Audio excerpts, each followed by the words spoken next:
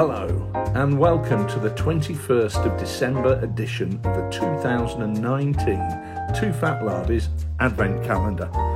Behind the window today, we have Nick ready with his paintbrushes to tell us what's his typical painting method. I don't know that I have a typical painting method.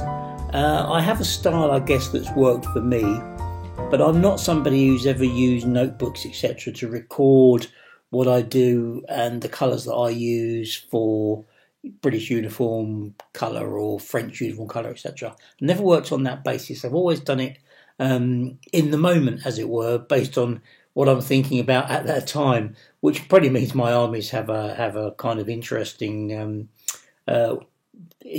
aspect to the way they look. Okay, so what do I generally do? Well, I like to, first thing I do is clean the figure up. Obviously, I'll clean the figure up and I will put the figure on some kind of base. Some people use painting sticks, don't they? I don't. I generally base the figure on the base that the figure is going to be based on. So I use pennies and 2p's or MDF bases or plastic bases. And all the while they're individually based, I'll put them straight on that individual base, and then once they're stuck on there, I'll probably use something like hard as nails or even super glue, because everybody knows I love super glue, and then I will use that as the well, I'll hold the figure by while I'm painting it. I generally use a black undercoat, apart from for vehicles, which I will probably apply a spray primer.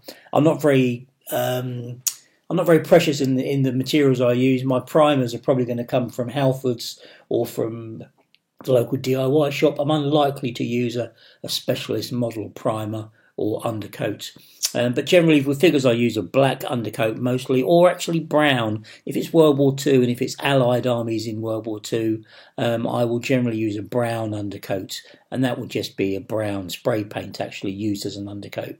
I generally paint with Vallejo colour, with a mix of Citadel thrown in. I don't have a painting desk as such. I have what is effectively a toolbox. Well, it is a toolbox filled with paints, and they live in the garage. And when I'm going to paint, I come in and I set up on the dining room table, in fact, obviously well protected, and I do my painting there. So it means that I have to paint in chunks of time. I can't leave things set up on the painting table for long periods, so I will probably paint small batches of figures. Typically I'll paint sections or platoons, so 10 to 30 men in one go, no more than that, or 2 to 3 armoured vehicles. Armoured vehicles are generally quicker, obviously because there's a little bit less intricacy involved in getting those sorted out. But I generally paint in batches like that. So I'll spray the colour. Let's say I'm undercoating with the spray brown. I'll spray brown. Then I'll go over and do whatever the main uniform colour is. So generally that'll be the tunics. If that's World War II, it'll be a field colour of some kind. Or if it's a Napoleonic, then it will be the red or the blue or whatever it is that may be. And I generally try to adopt, if I can, like a 3-colour system. So I'll do a base colour of a darker shade. Then I'll do the normal shade over the top of that, and just leaving a little bit of space for the dark colours to form into the shadows, and then I do the highlight on top of that. But in between the base colour and the highlight, I'll probably do a wash. I'm not a big fan of using loads of washes, but I'll generally use a sepia wash to just settle in some of the recesses and apply a bit of colour, and then I'll highlight over the top of that with whatever is required to do that. And that's probably, in terms of the painting itself, that's probably about it.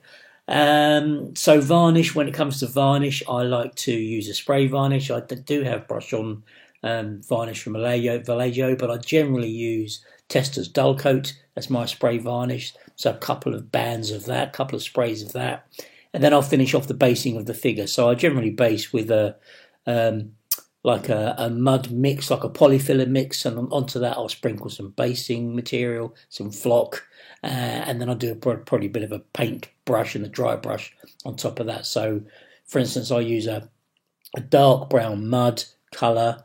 I will probably put some paint over the top of that, put a bit of flock, sprinkle some flock with some PVA, and then dry brush it, and maybe add some static grass or some tufts to make it look nice. Again, there isn't any real standard practice that I follow, which means that every time I go back to the next batch, I have to think about what I did last time and how I'm going to replicate it as close as I can this time.